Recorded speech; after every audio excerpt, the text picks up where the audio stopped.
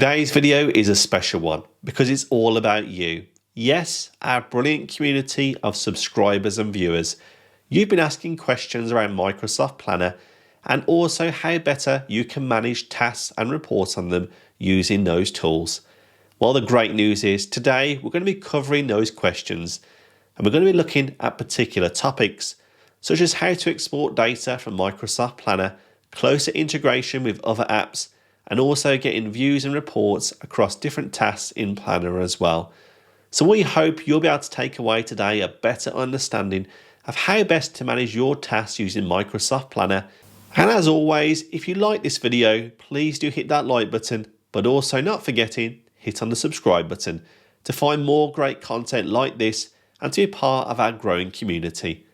Not only that, we have a free Microsoft 365 ebook you can download today from our website in the link below, and we'd love it if you join our community and be part of our newsletter once you download our free ebook, so you can keep up to date with the latest content from us and more tips and tricks. Anyway, let's dive into Planner and cover your all-important questions. So is there a way that we can get a view of all of your tasks in your Outlook calendar? And there is a way we can achieve this. Now inside a Planner, you may have seen before that there is a schedule view, giving you a view of all of the tasks over a period of time. But this is not appearing inside the Microsoft Outlook. But there is a couple of ways we can do to make this information appear inside of Outlook for you. So all we need to do is click on the three dot menu above, and you'll see there's an option to add plan to Outlook calendar. By left clicking on this option, you'll have two options here. Now, what I would also say to take great care. The first option, don't publish and keep private, means you won't have any access into an Outlook calendar to see this data. The second option of publish and share with anyone allows the ability to add this plan and its tasks into someone's calendar. However, this link is not secured. No, it's very hard to know the link, but anyone who has this link will be able to add your tasks into their calendar, regardless to whether they're in your IT environment or not.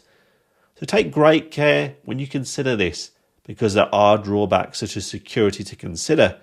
But if you're okay with that, and you know that your data is not that confidential, well, you can go ahead and copy this link here, or alternatively, click on Add to Outlook. By selecting Add to Outlook, it will open in Outlook for the web. Now we're inside of Outlook, we can also now begin to update this feed. I might not want to call it Planner Project Winter.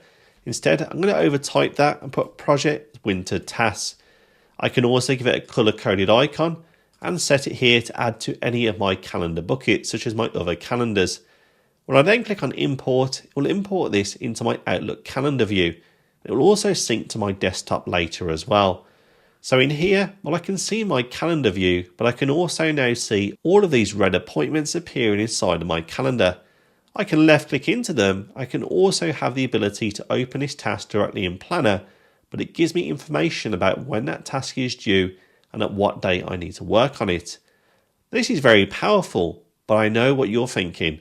What if you have 20 or 30 plans? You only wanted a view of tasks that are assigned to you in your calendar, not 30 plans worth of content. Well, there's also a way to achieve that. Let's close out of this dialog here, and inside a Planner on the web, go to the Assign to Me option on the left. And under here, click on the three dot menu at the top, and there's an option to add Assign to Me to Outlook Calendar. Left click it, and once again the same question then appears. Remembering, if you do decide to publish and share with anyone, well, your task information could be available to others, to anyone who has this link. So be very careful when you use this option.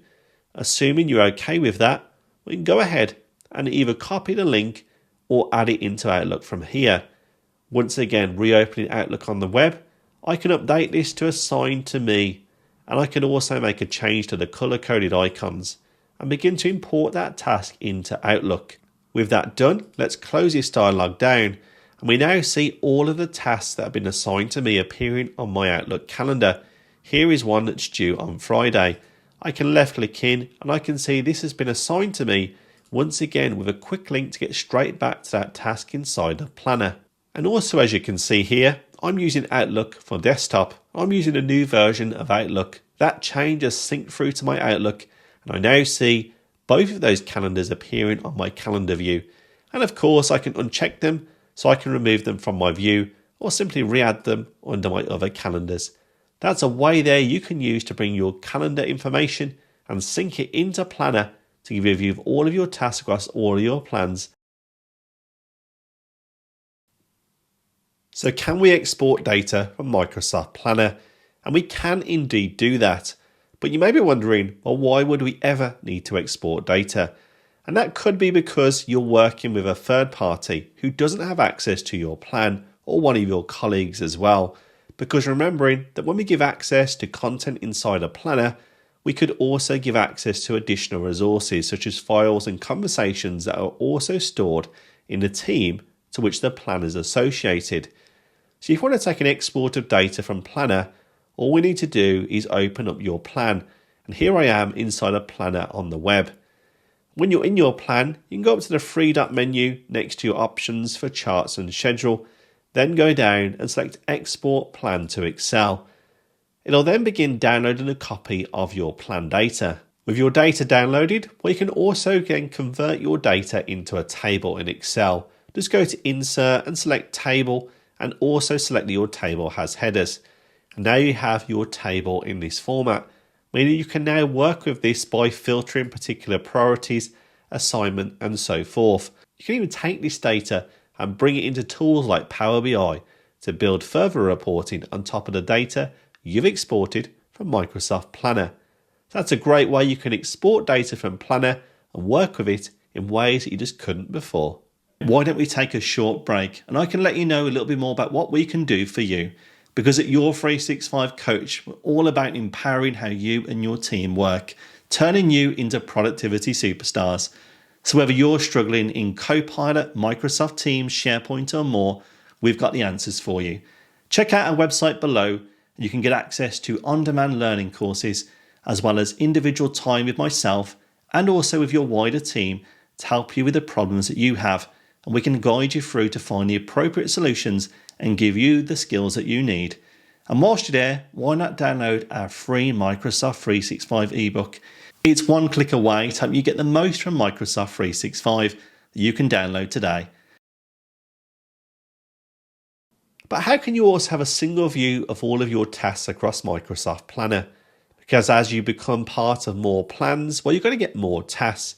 And what you're not going to want to do is manage your tasks in every single plan. So to help you with that, what we can do is go into Planner on the web. There's then an option at the top for Assign to Me, and you'll get a view of all of the actual tasks from plans that have been assigned to you, with an easy way to left click into them and you'll be able to update them in place. But also from that dashboard where you'll get a view of which each task relates in terms of the plan. Here is my Project Winter. This task comes from Project Winter. I can also left click into the Project Winter name to take me straight into that plan. So it's very easy to use that capability. But you can also do much the same in Microsoft Teams. Yes, let's open up Microsoft Teams and open up the Tasks by Planner and To Do app. And in here, we have also an Assign to Me tab. When you load it up, well, you can do very much the same. We can now see all of the tasks that I've got across all of my plans and the source of where that task has came from right on the dashboard here. I can also left click into any of these tasks, update them in place and sync them straight back into Planner. Give me a view of all of my tasks across all of my plans. But not only that, you can also go to the right hand side and begin to filter information. So you may want to have a view of all of your completed tasks that have been assigned to you and also the completion date. Well, that's a handy way to review all of your completed tasks across all of your plans to report back to the relevant people who manage those plans. That's a great way of reviewing all of your tasks over many plans using both Planner on the web and also Teams capability with the free app for Tasks by Planner and To Do. So how can we also report on our tasks in a better way? For example, we can see a number of tasks here that have been assigned and also completed by the relevant team members. Well, there's also capability inside of Planner, and I'm looking at it through Planner on the web, to go to the right hand side of your plan, and you can now also begin filtering and grouping your data. So if I here group it by progress, we'll actually get a view of all of the tasks, whether they're not started, in progress or completed. It's quite helpful to show in terms of the overall footprint of all of your tasks. And alongside grouping, we can also filter data here and keep the grouping in place. For example, you might want a view now of all of the tasks on a particular progress that effectively are going to be coming up from a due date perspective either this week or next week.